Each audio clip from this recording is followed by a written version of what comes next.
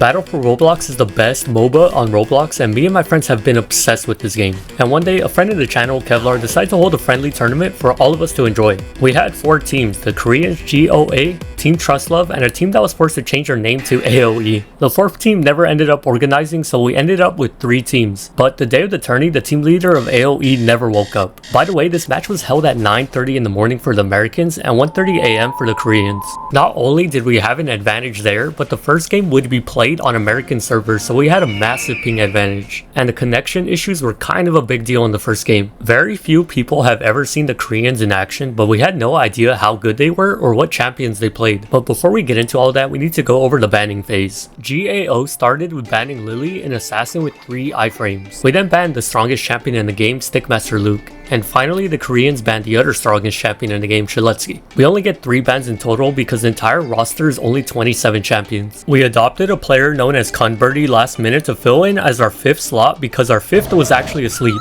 So after catching Kunbirdie up to speed, he decides to pick an assassin. We all agree for me to be first pick as a tank and Divine to get the privilege of last pick as support. There was a lot of pressure on Divine to make a quick decision depending on what we see, but things go to plan and he gets to play Reese. But even with all the planning in the world, there's some things you can't account for. Our hacks carry, the most important role, dies by spawning in. And when I tell you I struggled to keep it together, oh my goodness. Divine says something very important though. They know ball. And looking at their team, yeah, they did know ball. But there was one odd person out. Instead of a strong front line, there was a wingman. A specialist champion that serves to stall, harass, and support fights from far away. I was a little concerned they knew something we didn't, but I trusted my experience to know these teamfights would be in our favor. My team is a little late to lane, but there's already something a bit worrying.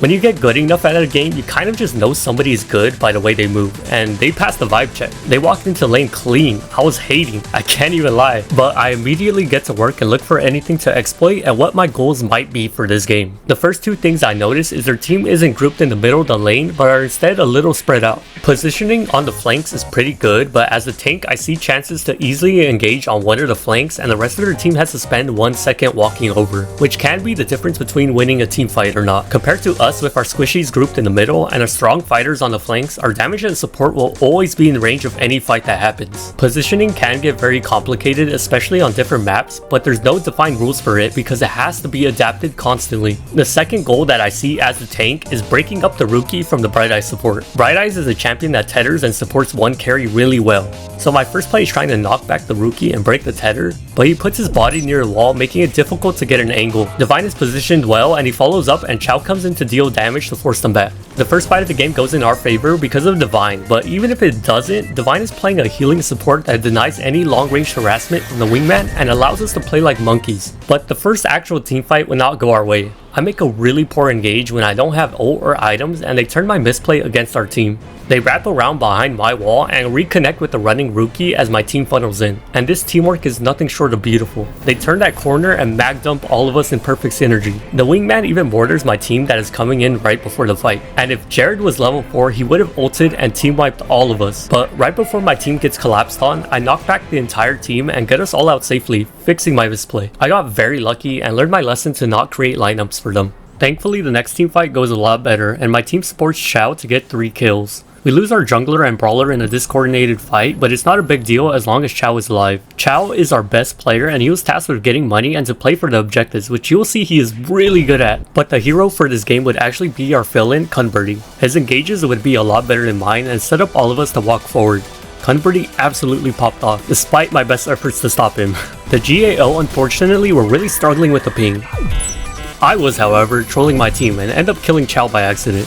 Shammer fixes a lot of my mistakes and converts them to kills thankfully. There's a lot of good plays that happen after this, but the game just snowballs into a win. Kunbirdie especially makes some really great plays and also played pretty well to close out the game. For filling in last minute, Kunbirdie did a great job recognizing how he can fit into our team by jungling. Near the end, one of the players on GAO logged out of the game. The struggle was very real against ping, but the first game would end as a win for us.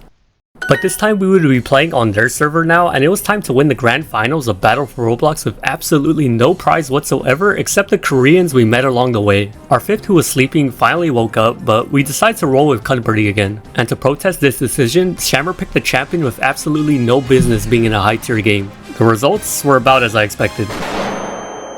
Anyways, with the new server and ping in the 300s, our approach to the game was a little different. It was more important than ever now to ban Shaletsky because he is a lot harder to play with high ping. With the ban turning over to the GAO, they chose to ban the most annoying champ in the game, Pao, and Jack from the previous game. Cumberty is forced to pick a different jungler, and our team is looking kinda chopped. But thankfully, Luke was not banned, and Chao immediately takes advantage of it. However, he imposes a self-ban and doesn't use 2 of his abilities. With no actual physical damage carry this time though, there's a lot of pressure on Chao to stay alive and secure the objectives.